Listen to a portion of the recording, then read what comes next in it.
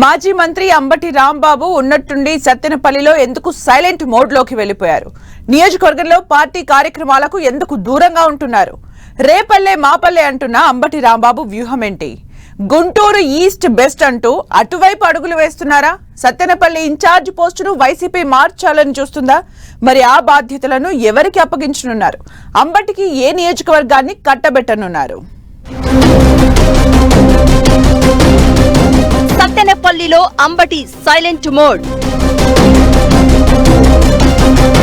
రేపల్లె మాపల్లె అంటున్న అంబటి. గుంటూరు ఈస్ట్ వైపు అంబటి అడుగులు. అంబటి రాంబాబు దారెటు. ఆయన ఓ ఫైర్ బ్రాండ్. వ్యంగ్యాస్త్రాలను వదలడంలో తనకు తానే సాటి. తనదైన బాడీ లాంగ్వేజ్ తో, తన మాటకారితనంతో ప్రత్యర్థులను చెడుగుడు ఆడుకోవడంలో దిట్ట. ఆ దూకుడే ఆయన్ను మంత్రి పదవిలో కూర్చోబెట్టింది. ఆ స్పీడే జగన్ కు వీర విధేయుడిని చేసింది. ఈ రేంజ్ టాలెంట్ వైసీపీలో ఒక్క అంబటి రాంబాబుకే సొంతం. అంబటి అంటేనే ఏపీ పాలిటిక్స్ లో హాట్ కామెంట్స్ కి పెట్టింది పేరు. ఎప్పుడో 3.5 దశాబ్దాల ముందు రాజకీయ అరంగేట్రం చేసిన అంబటి 2022లో మంత్రి కాగలిగారు. ఇక ఆయన అనేక ఎన్నికల్లో పోటీ చేసిన 2 సార్లు మాత్రమే గెలిచారు.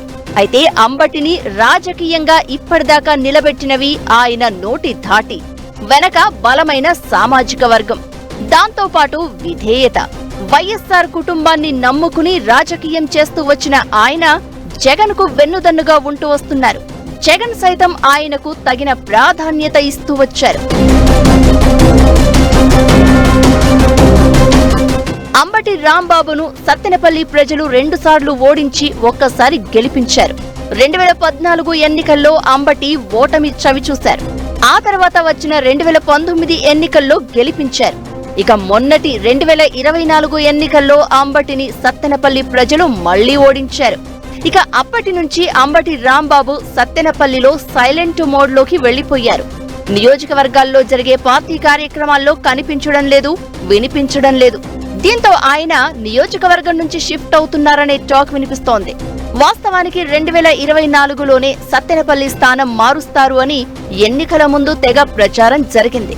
కానీ చివరలో సత్తెనపల్లి టికెట్ ను అంబటి వద్దే అట్టిపెట్టి ఉంచింది అధిష్టానం. గత ఎన్నికల్లో అంబటికి రాష్ట్ర అధికార ప్రతినిధి ఇస్తారని ప్రచారం జరిగింది. కానీ వైసీపీ గుంటూరు జిల్లా అధ్యక్షుడి బాధ్యతలను అంబటి రాంబాబుకు అప్పగించారు. ఆయన సేవలను కేవలం ఒక్క జిల్లాకు ఎందుకు పరిమితం చేశారని అప్పట్లో వైసీపీ లోపల బయట హాట్ డిస్కషన్ సాగింది.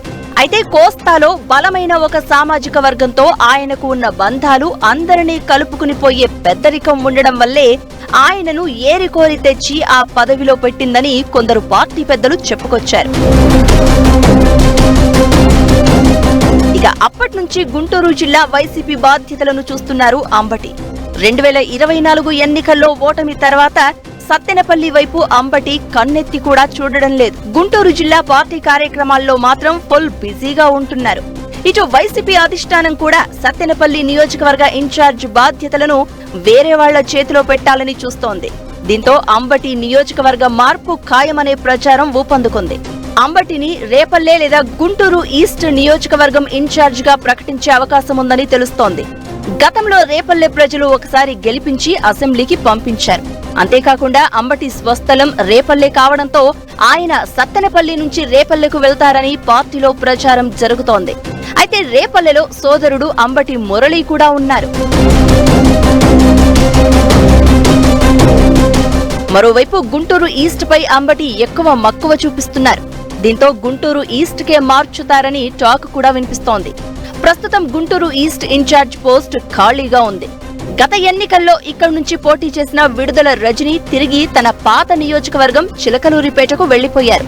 దీంతో గుంటూరు ఈస్ట్ ను అంబటి కోసమే ఉంచారని పార్టీలో చర్చ జరుగుతోంది.